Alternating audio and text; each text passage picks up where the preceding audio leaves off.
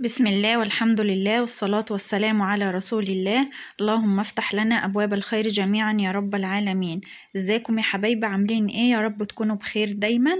قبل ما نبدأ هنسمي بسم الله ونصلي على رسول الله ونقول لكم هنعمل ايه ان شاء الله. هنعمل رز بلبن، حاجة دافية كده للشتاء، وطعمه بيبقى جميل احلى من اللي بنشتريه من المحلات من بره. وهتشوفي دلوقتي ايه السر فيه. هيبقى قوامه كريمي كده وطعمه جميل ان شاء الله. نقول لكم على المقادير الاول. معانا كوبايه رز غسلينها، و3 معالق نشا، ونص كيلو لبن، عندك كيلو زودي، و3 معالق سكر، ومعانا زبيب وجوز الهند، ومعلقه صغيره فانيليا. هننزل كوبايه الرز اللي غسلينها في الحله، وشوفي كوبايه الرز دي ما شاء الله هتديكي كميه قد ايه. نحط عليها 3 كوبايات ميه بنفس الكوبايه اللي احنا عاملين بها الرز،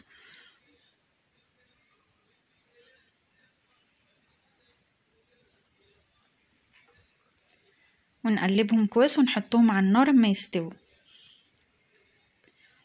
هنسيبهم على النار لحد الرز ما يشرب ال3 كوبايات ميه دول ويبقى مستوي خالص ولونه كده يفتح وبقى ابيض.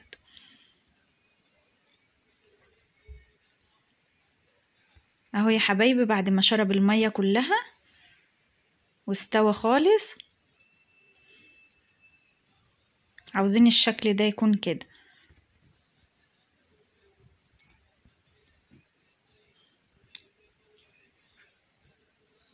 نقلبه تقليبه كويسه كده،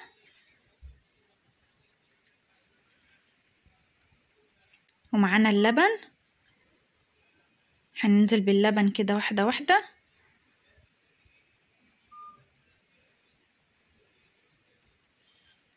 نقلب كويس.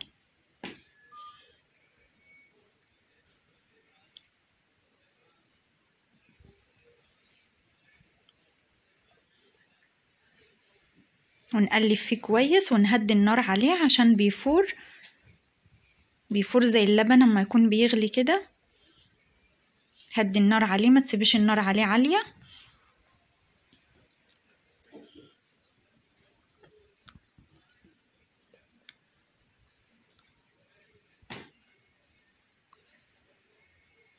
اول ما يبدأ كده يغلي من الجوانب هننزل عليه بمعلقة بالنشا.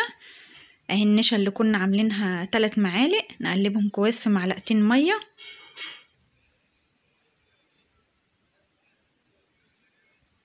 هو ده اللي هيخلي بقى الرز بلبن لافف كده وجميل.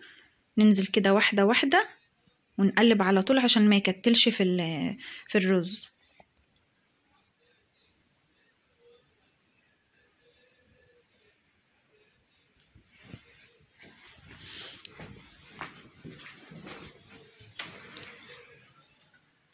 ونقلب كويس. ومعانا معلقة الفانيليا ننزل بيها، بتديله ريحة جميلة وبتخلي طعمه حلو خالص.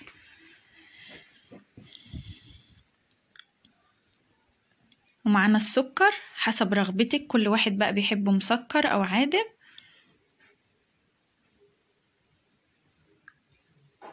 ونقلب كويس.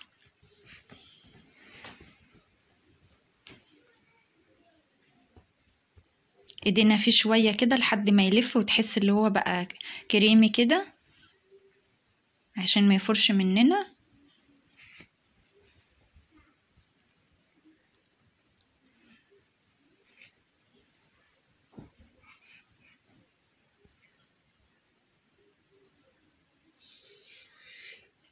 نقلب كده.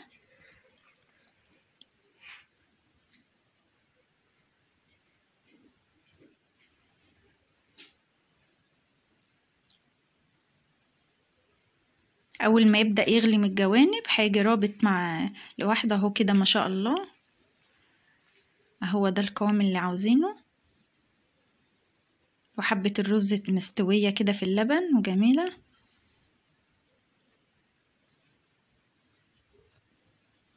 تاكليه دافي كده في الشتاء وانتوا قاعدين بالليل انت وولادك.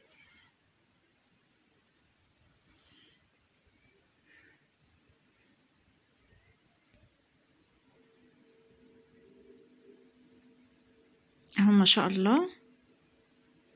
هو كده استوى خلاص. هننزله بقى كده ونحطه في الطباق. معانا اطباق بتاعه الجيلي دي والرز بلبن هنغرفه. ما شاء الله شوفي كوبايه الرز عملت كميه ما شاء الله قد ايه.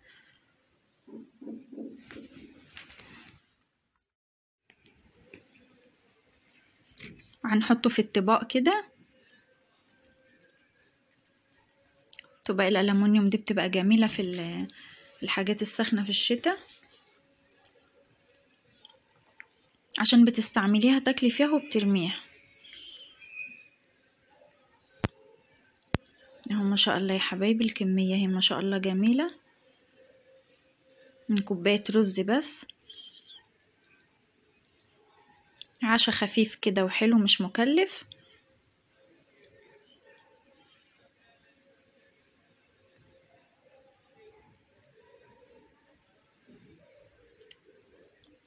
هنزينه بقى كده بجوز الهند والزبيب. نوريكم شكله. يلا قومي كده الشطري واعمليه للعشاء، ما تكسليش.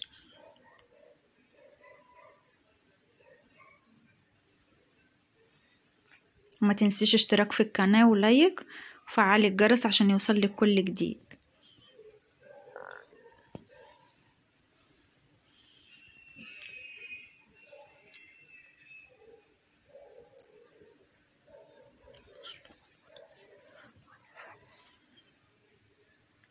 لايك وشير يلا يا حبيبتي من ايديك الحلوة.